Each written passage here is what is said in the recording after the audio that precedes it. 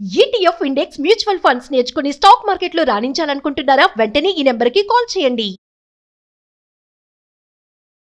Hello నమస్తే, welcome to Suman TV. ప్రస్తుతం మనతో పాటు స్టూడియోలో రామ్ మెట్టు గారు ఉన్నారు.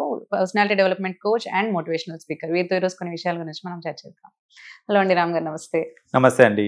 సో కరెంట్ సిచ్యువేషన్ లో టీన్స్ కానీ లైక్ కొన్ని కపుల్స్ లో ఎక్కువగా మనం బ్రేకప్స్ చూస్తూ ఉంటాం. లైక్ ఆ బ్రేకప్స్ ఎలా అయిపోతాయంటే, కొంతమంది క్యాజువల్ గా తీసుకునే వాళ్ళు ఉన్నారు, లైక్ ఇట్ హ్యాపెన్స్లే అనేసి. కొంతమంది దాన్ని చాలా సీరియస్ గా తీసుకుంటారు. ఇంకా జీవితం అయిపోయింది, ఇంకా నాది సూసైడ్ చేసుకోవడము, లేదంటే ఇంకా డిప్రెషన్ లోకి వెళ్ళిపోవడం, అన్ని పనులు ఆపేసుకొని వాళ్ళ పేరెంట్స్ కి న్యాయం చేయరు, వాళ్ళ కెరియర్ కి న్యాయం చేయరు, అసలు చదువుకోవడం, జాబ్ అన్ని ఎక్కడికక్కడ అన్ని స్టాప్ చేసేసి దిల్ గో ఇంటూ లైక్ ఏదో వేరే లోకానికి వెళ్ళిపోతూ ఉంటారు. సో అది మేబీ లైక్ మీకే తెలిసి ఉండొచ్చు, లైక్ సైకలాజికల్ వాళ్ళు బ్యాలెన్స్ చేసుకునే దాన్ని బట్టి ఉంటుందేమో. But how can like some one go, ఎలా తీసుకోవాలి అసలు దాని నుంచి గెట్ అవుట్ ఎలా అవ్వాలి? బ్రేకప్స్ ఏమన్నా అయినప్పుడు if you want to help him, like వాళ్ళకి వాళ్ళు హెల్ప్ చేసుకోవాలి అని అంటే ఏం చేసి వాళ్ళు దాంట్లోంచి బయటికి రాగచ్చు అంటారు? బ్రేకప్స్ అనేది చాలా కామన్ అండి. లైక్ ఈ మధ్యన చూసుకుంటే కనుక బ్రేకప్స్ అనేది almost every person goes through it.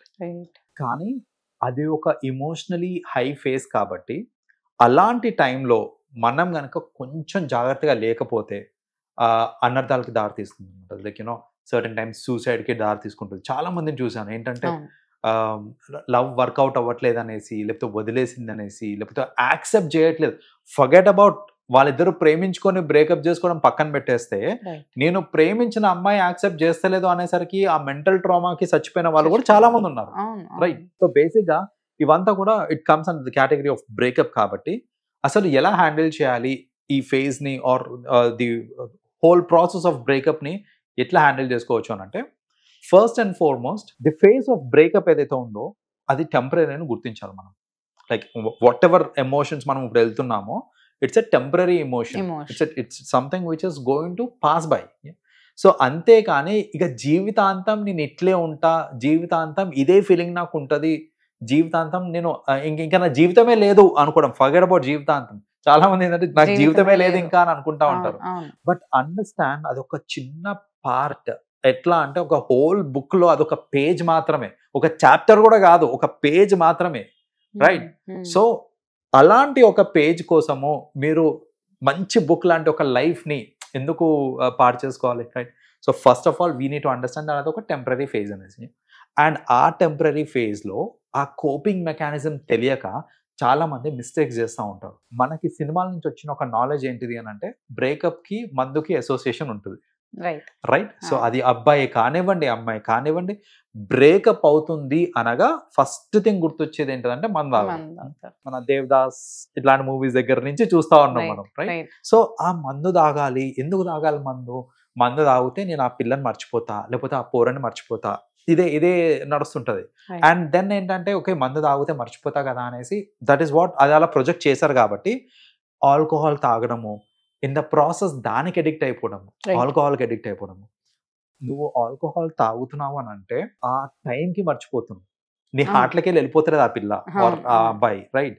So ఆ పర్టికులర్ టైంకి నీ సెన్సెస్ నువ్వు లూజ్ అవుతున్నావు కాబట్టి నీకు అదంతా ఏం గుర్తుకొస్తలేదు. And that is what is happening practically చూసుకుంటే కనుక. అది నువ్వు నిద్రపోయినా కూడా అంతే కదా, మామూలుగా పడుకున్నా కూడా అంతే అది. Right. So there are various ways. నాకు ఆ డైవర్షన్ కోసము మందే అవసరం లేదు నాకు. There are various ways in which I can do that. So అందులో ఒకటి నేను ఏం చేయొచ్చు అని అంటే, నా స్కెడ్యూల్ని మార్చుకోవాలి. ఫస్ట్ ఆఫ్ ఆల్ నేను రీవర్క్ ఆన్ ది స్కెడ్యూల్ అనమాట. జనరల్గా ఏంటంటే, మనం ఒక రిలేషన్షిప్లో ఉన్నప్పుడు టైం దొరికితే we try to spend with our loved ones. సినిమాలకు వెళ్ళడమో, బయటికి వెళ్ళడమో, షాపింగ్కి, రెస్టారెంట్కి, వీటన్నిటికి వెళ్ళడం. ఇప్పుడు ఈ స్కెడ్యూల్లో మొత్తం ఆ పర్సన్ లేరు అనేసరికి ఈ స్కెడ్యూల్ మొత్తం డిస్టర్బ్ అయిపోయింది అనుకున్నాను. నేను ఖాళీగా ఉండాల్సి వస్తుంది. ఖాళీగా ఉండకండి, రీరైట్ యువర్ స్కెడ్యూల్. ఇలా వీళ్ళతో చేసిన పనులకి ఈ టైం ఏదైతే ఎలకేషన్ చేశారు చూడండి, దాంట్లో కొంత సమయం try to spend with your family members, కొంత విత్ యువర్ ఫ్రెండ్స్ అవ్వచ్చు. సెల్ఫ్కి చాలా ఇంపార్టెంట్ ఇది, యూనో సెల్ఫ్ డెవలప్మెంట్కి. నన్ను నేను డెవలప్ చేసుకోవడానికి ఒక మంచి అవకాశం అన్నట్టు ఫీల్ అవ్వాలి. సో ఎందుకంటే ఇప్పుడు దాకా నా time I had to give to someone who is not worthy or who is not there anymore అనుకుందాం. ఫర్ ఎగ్జాంపుల్, నాకు ఆ టైం దొరికింది.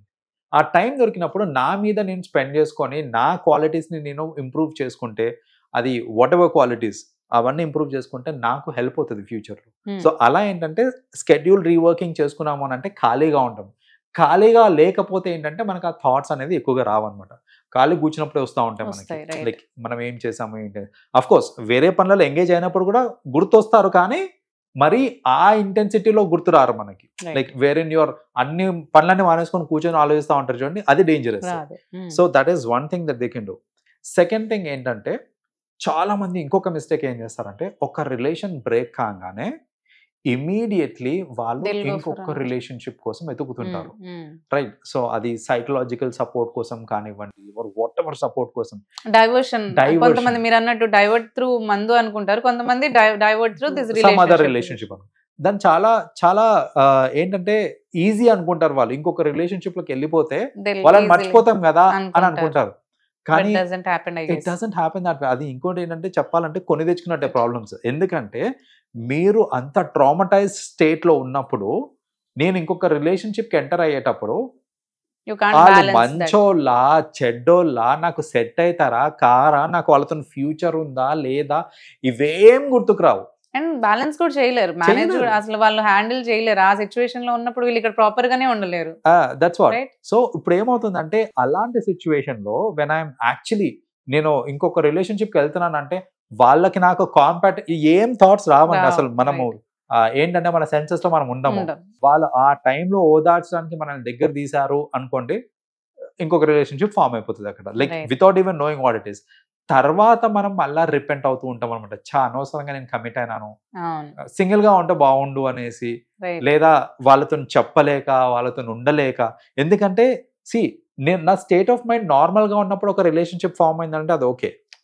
నేను ఎమోషనలీ బాధపడే టైంలో ఒక రిలేషన్షిప్ ఫామ్ అయింది అని అనుకోండి, అక్కడ ఆ రిలేషన్షిప్ హోల్డ్ అవ్వడం చాలా కష్టం. లైక్ ఫ్యూచర్ ఉండదు అలాంటి రిలేషన్షిప్స్ కి. సో అందుకనే ఏంటంటే ఇలాంటి రిలేషన్షిప్స్ లోకి వచ్చి మళ్ళీ అది ఇంకో తప్పులాగా అయిపోయి జనాలు కూడా ఎలా చూస్తారని అంటే ఒకడు పోగానే ఇంకోడు అనే ఒక థాట్ లో చూసేస్తుంటారు, రైట్? సో ఇవన్నీ అంటే ఇప్పుడు జనాలు చెప్పకపోవచ్చు, మనకి మన ఫ్రెండ్సే చెప్పకపోవచ్చు, మన ముందు మనకు చెప్పరు వాళ్ళు ఏమి, కానీ మనసులో ఏంది వీడు మొన్నటిదాకా ఒక అమ్మాయి పిచ్చి, నాకు అమ్మాయి అంటే పిచ్చి అన్నాడు, 2 రోజులు కాలేదు అప్పుడే ఇంకో అమ్మాయా, లేకపోతే అప్పుడే ఇంకో అమ్మాయి తీసుకోలే అని మన మీద నెగటివ్ గా మాట్లాడుకునే ఛాన్సెస్ ఉంటాయి. మన ఫ్రెండ్సే అవ్వచ్చు, మన చుట్టుపక్కల ఎవరున్నా సరే అలా మాట్లాడుతూ ఉంటారు. సో ఇవన్నీ దృష్టిలో పెట్టుకోకుండా ఏంటంటే ఒక బ్రేకప్ ఫేజ్ లో ఉన్నప్పుడు ఇలా ఇంకో రిలేషన్షిప్ కి వెళ్ళిపోతుంటారు, వెళ్ళకండి. ఎందుకంటే మిమ్మల్ని మీ ఎక్స్ లవర్ ఎవరన్నా కావచ్చు, అబ్బాయి కానీ అమ్మాయి కానీ, మీ ఎక్స్ లవర్ కంటే కూడా ఎక్కువగా ప్రేమించే మీ ఫ్యామిలీ మెంబర్స్ ఉన్నారు. Try spending time with them. వాళ్ళతోనే మీరు టైం స్పెండ్ చేయండి. ట్రస్ట్ మీ, మీరు అప్పుడు రియలైజ్ అవుతారు అంటే యాక్చువల్ లవ్ ఎక్కడుంది, like who is going to protect us no matter what you are. అసలు ఎవరు మనల్ని ప్రొటెక్ట్ చేసేదని ఒక రియలైజేషన్ ఆ ఫేస్ లో కనుక మీరు మీ ఫ్యామిలీ మెంబర్స్ స్పెండ్ చేయండి, అప్పుడు హెల్ప్ అవుతుంది. అండ్ ఫ్యామిలీ మెంబర్స్ కూడా నేను ఒకటి చెప్తానండి, ఎస్పెషలీ పేరెంట్స్కి. టీనేజర్స్ మీ పిల్లలు మిమ్మల్ని అప్రోచ్ అవుతున్నారు, నో మ్యాటర్ వాళ్ళు టీన్స్లో ఉన్నారా 20s లో ఉన్నారా, డజంట్ మ్యాటర్. వాళ్ళు బ్రేకప్ ఫేస్ అవుతున్నారు లేకపోతే రిలేషన్షిప్ ప్రాబ్లంలో ఉంది అని కనుక పేరెంట్స్ని అప్రోచ్ అయితే కొట్టి పారేసేయకండి లేదా తిట్టకండి. చాలా మంది ఏంటంటే నీ వయసుకి మించి నువ్వు మాట్లాడుతున్నావు, నీకు అవసరమా ఇవన్నీ అనేసి తిట్టడం స్టార్ట్ చేస్తారు చూడండి. అలా తిట్టినప్పుడు వాళ్ళు మీ దగ్గరకు వచ్చింది ఒక సపోర్ట్ కోరుకొని, వాళ్ళు మీ మీద నమ్మకం పెట్టుకొని నాకు సపోర్ట్ వస్తుంది, నాకు హెల్ప్ చేస్తారు అనే నమ్మకంతో వచ్చినప్పుడు ఆ నమ్మకాన్ని నిలబెట్టుకోవాలి, రైట్? సో స్పెషలీ టీనేజర్స్ మనం చూస్తుంటాం, అది మీ వయసుకి సంబంధించింది కాదు, మోర్ దెన్ దాట్ అనేసి పేరెంట్స్ అనుకుంటారు. బట్ వాళ్ళ హార్మోనల్ చేంజెస్ కి what they are going through అనేది వాళ్ళకి తెలుసు, లైక్ పర్సనలీ. సో అందుకని ఏంటంటే పేరెంట్స్ కూడా అర్థం చేసుకొని ఎవరన్నా సరే వాళ్ళ కిడ్స్ బ్రేకప్ ఫేస్ లో నుంచి వెళ్తున్నారంటే గనక ఖచ్చితంగా మీరు సపోర్ట్ ఇవ్వాల్సిన అవసరం ఉంది. మన పిల్లలు at the end of the day మనకి ఇంపార్టెంట్ కాబట్టి ప్లీజ్ హెల్ప్. అంతేగాని దాన్ని మళ్ళా పెద్ద సీన్ చేసేసి లేకపోతే అదొక తప్పు అన్నట్టు ప్రొజెక్ట్ చేయకూడదు. Right. So we can keep ఆ టైమ్ లైక్ మన మైండ్ సెట్ ని మనల్ని మనం ప్రోగ్రెస్ చేసుకునే దాంట్లో పెట్టుకుంటే మీరు అన్నట్టు ఫ్యామిలీ తోటి మనతోటి మన కెరియర్ పైన.